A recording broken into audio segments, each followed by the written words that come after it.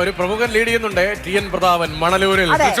തൃശ്ശൂരിൽ ഗെയിം ആകെ മാറുകയാണോ, ചേഞ്ച് ആവുകയാണോ? പാലക്കാട് തൃശ്ശൂർ ബെൽറ്റിൽ ജയിച്ചു വന്നാൽ ടി.എൻ. പ്രതാപൻ മന്ത്രിയാണ്. അതെ, ഉറപ്പായും 269 വോട്ടുകൾക്ക് ടി.എൻ. പ്രതാപൻ മണലൂരിൽ.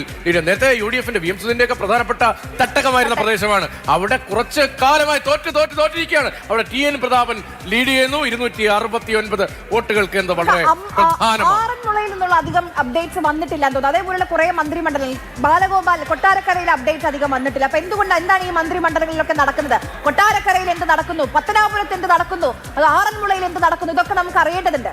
മുഹമ്മദ് റിയാസ് ബേപ്പൂരിൽ എന്ത് നടക്കുന്നു? ഒന്നാം റൗണ്ടിൽ 1600 വോട്ടുകൾക്ക് മുഹമ്മദ് റിയാസ് ലീഡ് ചെയ്യാണ്. പക്ഷേ കഴിഞ്ഞ തവണ ഒന്നാം റൗണ്ട് 4500 വോട്ടിനാണ് റിയാസ് ലീഡ് ചെയ്തത്. കുറഞ്ഞ ഭൂരിപക്ഷത്തിനാണെങ്കിലും റിയാസ് ബേപ്പൂർ നിലനിർത്തിയേക്കുമെന്ന് തോന്നുന്നു. ബേപ്പൂരിൽ ഒന്നാം റൗണ്ട് പിന്നിടുമ്പോൾ മുഹമ്മദ് റിയാസ് 1600 വോട്ടിന് ലീഡ് ചെയ്യുകയാണ്. മുഹമ്മദ് റിയാസ് ലീഡ് ചെയ്യുന്നു. അഴീക്കോട് KV സുമേഷ് ലീഡ് എടുക്കുന്നു. 1436 വോട്ടുകൾക്ക് അഴീക്കോട് KV സുമേഷ് ലീഡ് ചെയ്യുന്നു എന്നുള്ളത്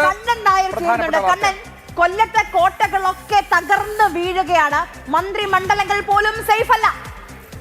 ഒരു മണ്ഡലവും LDF സേഫല്ല എന്ന് പറയേണ്ടി വരും. പുനലൂർ ഏറ്റവും ചെയ്തതായിട്ടുള്ള മണ്ഡലമാണ്. 206 വോട്ടുകൾ മാത്രമാണ് അവിടുത്തെ CPI സ്ഥാനാർത്ഥി അജയ് പ്രസാദ് ഒന്നാം റൗണ്ടിൽ ലീഡുള്ളത്. മറ്റുള്ള സ്ഥലങ്ങളിലെല്ലാം തന്നെ LDF പിന്നിലേക്ക് പോകുന്ന ഒരു സ്ഥിതിയാണ്. 8ഇടത്ത് UDF, 2ഇടത്ത് LDF, 1ഇടത്ത് NDA. ചാത്തന്നൂരിൽ NDA ആദ്യ റൗണ്ടിൽ ലീഡ് ചെയ്യുന്ന ഒരു സ്ഥിതിവിശേഷമാണുള്ളത്. MP രാജേഷ് ആദ്യ റൗണ്ട് മുതൽ തന്നെ തപാൽ വോട്ടുകൾ എണ്ണിയ സമയം മുതൽ തന്നെ പിന്നിലായ മന്ത്രി ആരാണെന്ന് ചോദിച്ചാൽ അത് MP രാജേഷ്. അല്ല, ഈ PM മുഹമ്മദ് റിയാസ് ലീഡ് ചെയ്യുന്നത് പറയുമ്പോഴും 1600 വോട്ടിന് ലീഡ് ചെയ്യുമ്പോഴും നേരത്തെ ഉള്ള ലീഡ് വളരെ കുറവാണ്. 3-1 ലീഡിന്റെ കുറവ് ബേപ്പൂരിൽ ഒരു ഫാക്ടർ തന്നെയാണ്. ബേപ്പൂരിൽ 3-1 ലീഡിന്റെ കുറവാണ്. ഇപ്പോൾ ഒന്നാം റൗണ്ട് പിന്നിടുമ്പോൾ 1600 വോട്ടാണ് ഉള്ളത്. ഒന്നാം റൗണ്ടിൽ എണ്ണുമ്പോൾ 4500 ആയിരുന്നു കഴിഞ്ഞ തവണ ഉണ്ടായത്. അത് എല്ലായിടത്തും മന്ത്രിമാർക്കുൾപ്പെടെ വലിയ തിരിച്ചടി LDF നേരിടുകയാണ്. സംസ്ഥാനത്ത് UDF തരംഗമാണ്. കൊല്ലം ഉൾപ്പെടെ ഉറച്ച ഇടത് കോട്ടകളിൽ UDF തരംഗമുണ്ട്. അത് നമ്പറായി എത്രയിൽ എത്തി നിൽക്കുമെന്ന് ഇപ്പോൾ നമുക്ക് പ്രവചിക്കാൻ കഴിയില്ല. പക്ഷേ തരംഗമുണ്ട് കേട്ടോ, സർക്കാർ വിരുദ്ധ വികാരമുണ്ട് കേട്ടോ. ഇല്ല എന്ന് പറഞ്ഞിട്ട് കാര്യമില്ല.